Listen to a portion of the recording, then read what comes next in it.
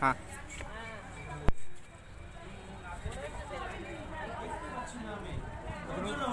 আমাদের রাজ্যের সকল ভিআরপি সহ আমাদের পূর্ব বর্ধমান জেলার পূর্ব এবং পশ্চিম বর্ধমান জেলার সকল ভিআরপি বৃন্দকে জানাই আন্তরিক অভিনন্দন।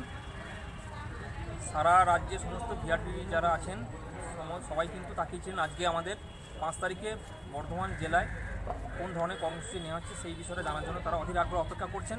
আমরা প্রথমেই আমাদের পূর্ব বর্ধমান এবং পশ্চিম বর্ধমান জেলার যে সকল ভিআরপিরা রয়েছেন তাদেরকে জানাই আজকে আমাদের বিভিন্ন ব্লক থেকে আমাদের ভিআরপি বন্ধুরা এসছেন এবং বেশ কিছু ব্লক থেকে ভিআরপি বন্ধুরা আসতে পারেননি বিভিন্ন কারণে। যাই হোক, আমাদের এখানে সর্বসম্মতভাবে সিদ্ধান্ত নেওয়া হয়েছে যে আগামী 8 তারিখে অর্থাৎ শুক্রবার দিন আমাদের কর্মসূচি পালন করা হবে। সেই কর্মসূচির মুখ্য বিষয় হলো যে যেহেতু আমরা এখন এই মুহূর্তে যেহেতু পরীক্ষা চলছে, উচ্চ মাধ্যমিক পরীক্ষা চলছে, সেই কারণের জন্য আমরা হয়তো এমন কোনো কর্মসূচি নিতে পারবো না, সেই সময়টা আমাদের নেই। হয়তো খুব তাড়াতাড়ি নির্বাচনের বিজ্ঞপ্তি জারি হতে পারে।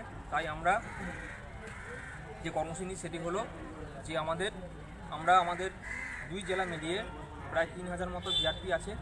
তা আমরা সকলে সমবেত হয়ে ওই 8 তারিখে একটা নির্দিষ্ট সময় ঠিক করা হয়েছে। সেই সময় আমরা মাননীয় মুখ্যমন্ত্রী আমাদের রাজ্যের এবং আমাদের দেশের মাননীয় প্রধানমন্ত্রী তাকে আমরা চিঠি করে আমরা আমাদের দুর্বিষহ জীবন যন্ত্রণার কথা আমরা তুলে ধরবো এবং তাদেরকে বিষয়টা জানাবো। এবং আমাদের মূল বিষয় থাকবে যেখানে যে হয় আপনি আমাদের সামাজিক কাজে সারা বছর যুক্ত করুন এবং স্থায়ী বেতনের ব্যবস্থা করুন, তা না হলে আপনি আমাদের জীবন যন্ত্রণা থেকে মুক্তি দিন। যাই হোক, আমি আমাদের জেলার 23টা ব্লক রয়েছে এই মুহূর্তে পূর্ব বর্ধমানে এবং পশ্চিম বর্ধমান জেলায় 8টি ব্লক রয়েছে। সেই ব্লকের সকল ভিআরপি বন্ধুদের অনুরোধ করব যে আপনারা সকলে এই কর্মসূচিতে সহযোগিতা করবেন। খাম যেটা নেওয়া হবে সেটা আপনাদের সাদা খাম নেওয়া হবে এবং ডাক টিকিট কেনা হবে। কেন্দ্র সরকারের যেটা পাঠানো হবে মাননীয় প্রধানমন্ত্রীকে, সেই ডাক টিকিট যেটা হবে সেটা আপনারা ডাক বিভাগে গিয়ে জেনে নেবেন কত টাকা ডাক টিকিট লাগবে। এবং আমাদের রাজ্যের মাননীয় মুখ্যমন্ত্রীকে যেটা পাঠানো হবে সেটা খুব সম্ভবত 5 টাকার ডাক টিকিট লাগবে। এবং যে বয়ানটা যেটা হবে সেই বয়ানটা আপনাদেরকে জানিয়ে দেওয়া হচ্ছে কিছুক্ষণ পরে, আজকে রাতের মধ্যেই সেই বয়ান জানিয়ে দেওয়া হবে। এবং আপনারা সেই বয়ান প্রত্যেকটা চিঠিতে সেই বয়ানটাই লিখবেন যেটা ঠিক করা হবে। এবং আমি শুধু আমাদের 2 জেলা নয়, আমি আমাদের রাজ্যের সমস্ত জেলার যারা ভিআরপি বন্ধু রয়েছেন তাদেরকে অনুরোধ করব আপনারা কিন্তু যদি একইভাবে একই দিনে এই কর্মসূচি পালন করেন তাহলে মনে হয় হয়তো আমাদের বিষয়টা নিয়ে সরকার ভাবতে বাধ্য থাকবে। তা যাই হোক, আমি সারা পশ্চিমবঙ্গের ভিআরপি বন্ধুকে বলবো যদি কোনো জেলা এই কর্মসূচি নিতে সম্মত না হয় তাহলেও আমি অনুরোধ করব বিভিন্ন ব্লক রয়েছে, যে সমস্ত ব্লক এই বিষয়টা আগ্রহ দেখাবে তারা কিন্তু সেই ব্লকে কর্মসূচি নিন। আর যদি আপনারা মনে করেন যে বিভিন্ন ব্লক মিলে আপনার জেলায় কর্মসূচি নিতে পারবেন তাহলে কর্মসূচি নিন। সেই জেলাতে মুখ্য ডাক ভরে কিন্তু এই কর্মসূচিটা পালন করা হবে। লাইন দিয়ে সেখানে আমরা চিঠি প্রদান করব।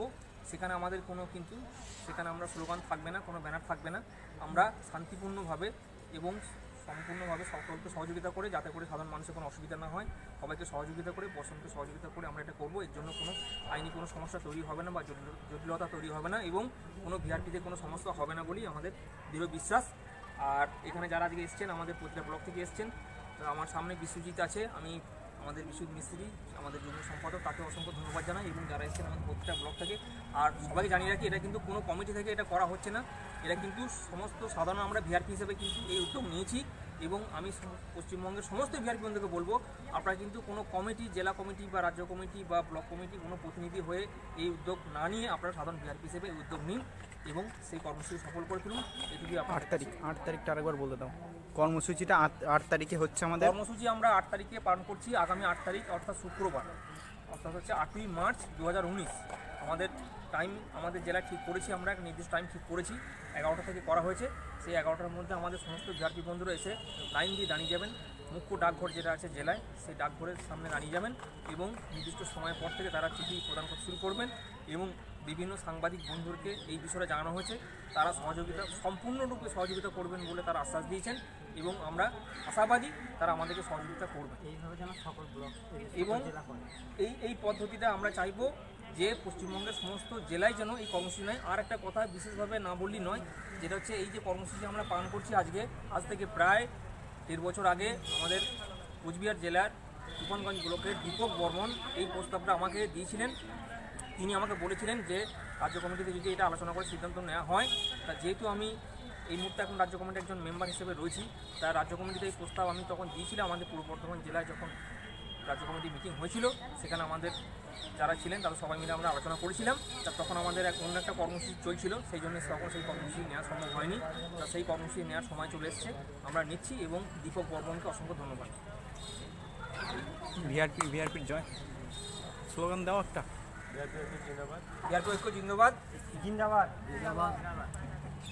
একসঙ্গে ভিআরপি ঐক্য জিন্দাবাদ, জিন্দাবাদ জিন্দাবাদ বর্তমান জেলা ভিআরপি জিন্দাবাদ। জিন্দাবাদ জিন্দাবাদ। ঠিক আছে, অসুবিধা নেই, থাক না, আরে থাক না, হোক। ভিআরপি জিন্দাবাদ। জিন্দাবাদ জিন্দাবাদ।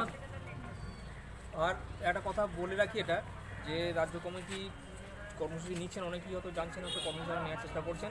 তা আমি সবাইকে বলবো যে রাজ্য কমিটি কর্মসূচি নেবেন, সেটা নির্ধারিত সময় মতো তারা নেবেন, প্রস্তুতি পর্ব নেবেন।